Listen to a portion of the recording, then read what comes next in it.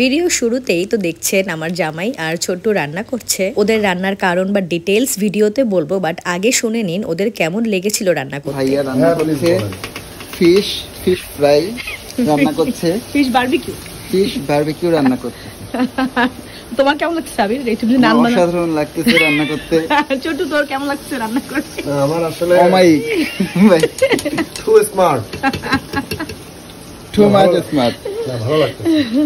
তো আর কি শুনেই তো বুঝতে পারছেন যে ওরা কিন্তু সেদিন কাজ করে বেশ এনজয় করেছে। মূলত সেদিন ওদের দুজনকে দিয়েই মোটামুটি সব কাজ করিয়েছিলাম, আর তার সুন্দর একটা রেজাল্ট হলো এরকম পারফেক্ট একটা প্লে। সেদিন রাতে মূলত আমরা বারবিকিউ প্ল্যান করেছিলাম, বাট পরে একটু ওয়েদার বৃষ্টি থাকায় বারবিকিউটাকে সুইচ করে আমরা এরকম প্যানে ফিশ ফ্রাই আর চিকেন ফ্রাই বানিয়ে খেয়েছিলাম। ফ্রাই বললে ভুল হবে, কিছুটা গ্রিলের মতো হয়েছিল আর কি, আর তার সাথে ছিল এরকম পারফেক্ট একটা সালাদ আর আমার স্পেশাল বাটার নান। সব মিলে মিশে একদম জমে গিয়েছিল সেদিন। তো চলেন একদম শুরু থেকেই শুরুটা দেখাই। আগেও তো বলেছি ওদের দিয়ে কাজ করাই বলে সবাই আবার ভাববেন না, ওদের দিয়েই কাজ করাই, পুরোটা আমাদের রেডি করে দিতে হয় আসলে। যেমন বউ পাখি এসে প্রথমে মাংসগুলোকে ভালো মতো একটু থেতলে নিচ্ছিল, অ্যান্ড তারপরে আমরা পুরোটা নিয়ে টেবিলে সেট করে সুন্দর করে মশলা রেডি করছিলাম। আর মাশাল্লাহ আমার ভাইয়ের বউ তো মেলা গুণী, তো সেদিন বলা যায় পুরো প্রিপারেশনটা ওই নিচ্ছিল, আমি জাস্ট ওকে একটু হেল্প করেছি।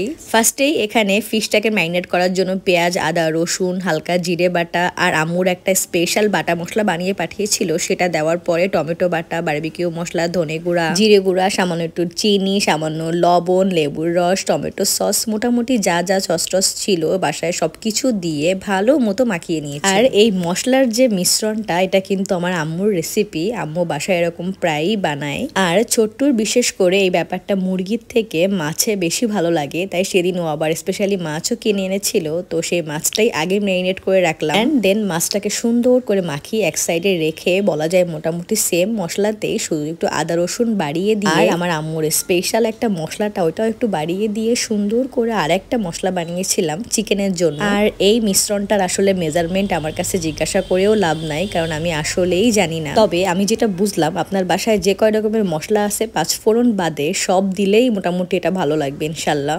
যাই হোক, তারপর সুন্দর করে মশলা মিক্স করে এবার চিকেনটাকে ভালো মতো ম্যারিনেট করার পালা। আর আমরা কিন্তু এই ম্যারিনেশনের ব্যাপারটা সন্ধ্যা বেলাতেই শেষ করে ফেলেছিলাম, যেহেতু আমাদের বারবিকিউর প্ল্যান ছিল রাতের দিকে, তো সেই জন্য আমরা সন্ধ্যাতেই ম্যারিনেট করে রাখি। আর এই যে আমার বাটার নানের নানের রেসিপি তো অনেকবারই দেখিয়েছি, তাই আজকে আর দেখালাম না আলাদা করে। যাই হোক, এবার সুন্দর করে প্যান বসিয়ে তাতে সরিষার তেল গরম করে ছোট্ট একটা একটা করে দিয়ে দিচ্ছিল।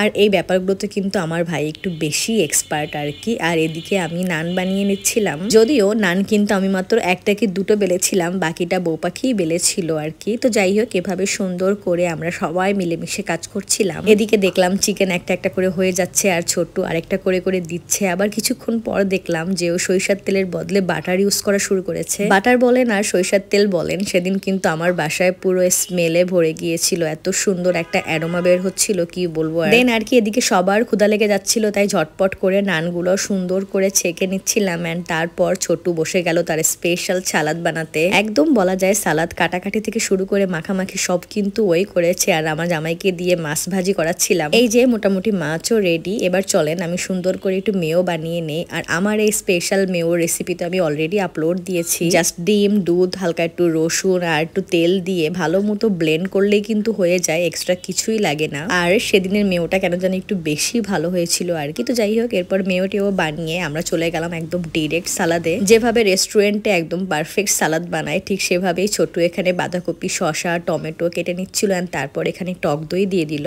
আর হ্যাঁ, মেনশন না করলেই না, এই টক দইটাও কিন্তু আমার বাসায় নিজে বানানো। আমি টক দইয়ের ভিডিওটাও ইনশাল্লাহ সুন আপলোড দিব, যে কিভাবে আপনারা ঘরে বসে পারফেক্ট টক দই বানাতে পারবেন। এনিওয়ে, এরপর টক দই দেওয়ার পরে দিয়ে দিয়েছি 3 টেবিল চামচ মতো মেয়োনিজ, অ্যান্ড তারপর একটু লবণ, চিনি এগুলো দিয়ে ভালো মতো মাখিয়ে নিয়েছিল। আর ট্রাস্ট মি, এটা এত ভালো হয়েছিল, মানে আমরা কেউ বুঝতেই পারিনি যে আমরা ওই বারবিকিউ প্ল্যাটারটা বাইরে খাচ্ছি না বাসায় খাচ্ছি। তো আর কি সবকিছুর জন্য আলহামদুলিল্লাহ সেদিন আমরা অনেক এনজয় করেছি। আর আমরা কিন্তু আসলে সময় পেলেই, ছুটি পেলে এরকম নিজেরা এনজয় করি, কারণ আমার মতে ভালো সময় কাটানোর জন্য কাছের মানুষই এনাফ, বাইরের কারো দরকার পড়ে না। তো যাই হোক, আজকের ভিডিও এতটুকুই। সবাই ভালো থাকেন, আল্লাহ হাফেজ।